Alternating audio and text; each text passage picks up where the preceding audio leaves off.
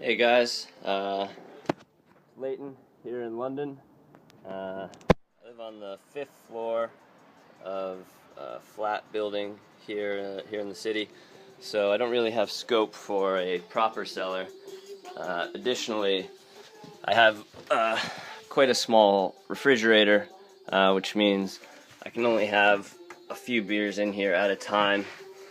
So at the moment, I've got Partisan IPA. Partisan's from southeast London, and this is a Colonel Pale Ale, also from southeast London.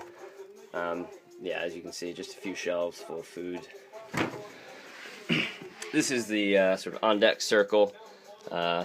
These are a bunch of prototype beers from a brewery called Brew by Numbers, not rateable.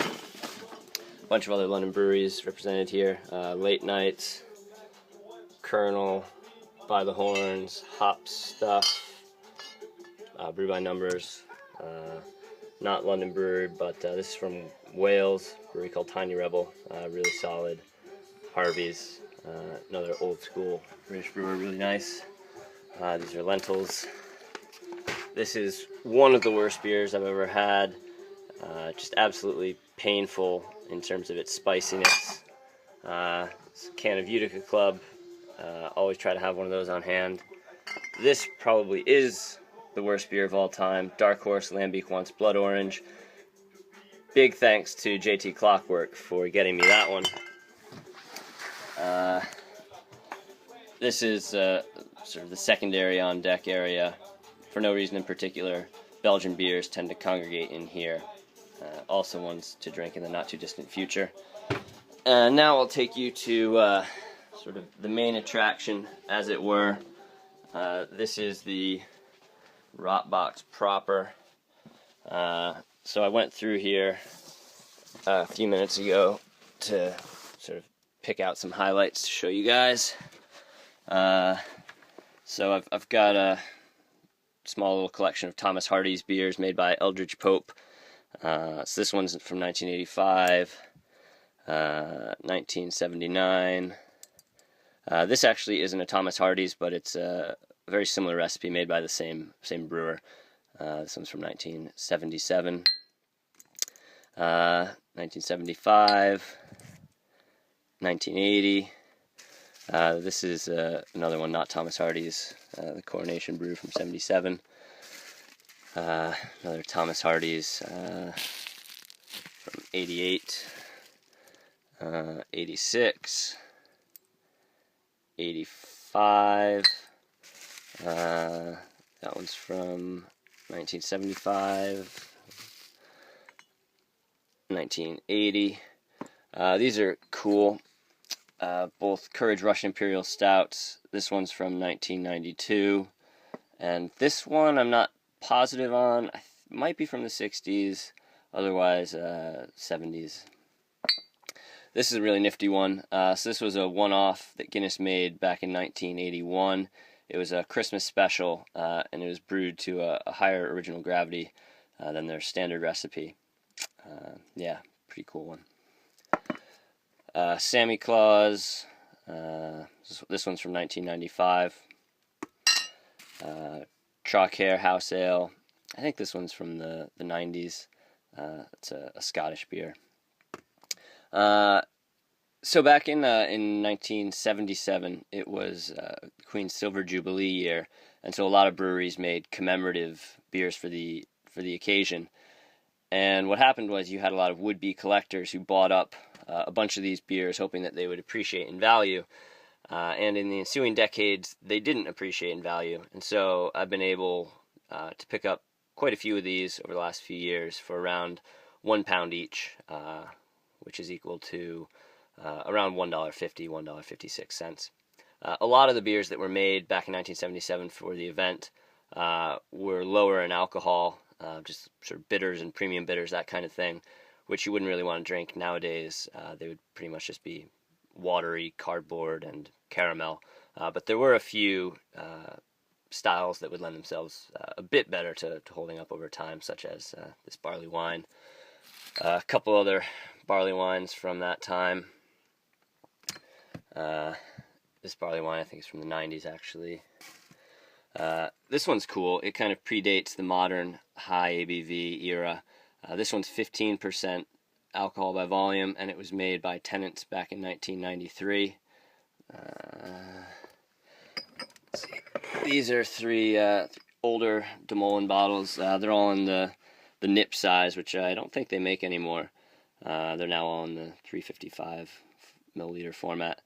This is Helen Verdominus Misto, barrel aged. This is Weir and Wind, 16% alcohol barley wine. And this is Helen Verdominus Wild Turkey. West Veteran 12, I think that's from the early 2000s. These are some more from the Silver Jubilee, 1977. This is just a lager from 77. Really wouldn't want to drink that. They're packed up, so I'll take them back to the U.S. for like decoration. Another one from 77. And then I've got a modest collection of Fuller's Vintage Ales. So for those of you who don't know much about this series, Fuller's has been making a different vintage each year since 1997. And there are a few vintages which are next to impossible to get. Those are 1997, 98, and 2001. I don't have any of those. I do have bottles going back to 1999, which is this one. 99 you can actually still find occasionally in bars around London and the greater UK. Yeah, so 99, so 2000, bunch more bottles in boxes back there. Yeah, 2011, 2010, I think I've got, some 05, 02, that kind of thing. Anchor Old Foghorn, another Thomas Hardy's in the back, a few more Silver Jubilee beers on the bottom there in the crate. Those are mostly the lower ABV beers I mentioned. I only have those because I bought one bulk lot from a guy here in London. It was like 15 pounds for 15 to 20 beers, so I just took the lot. And yeah, that's about it. Thank you for coming to check out my Rotbox with me. Have a great day. Running from a bear, if he's eating food then he won't share. Maybe in his dream he's taking a bath, terrified of the shower's wrath.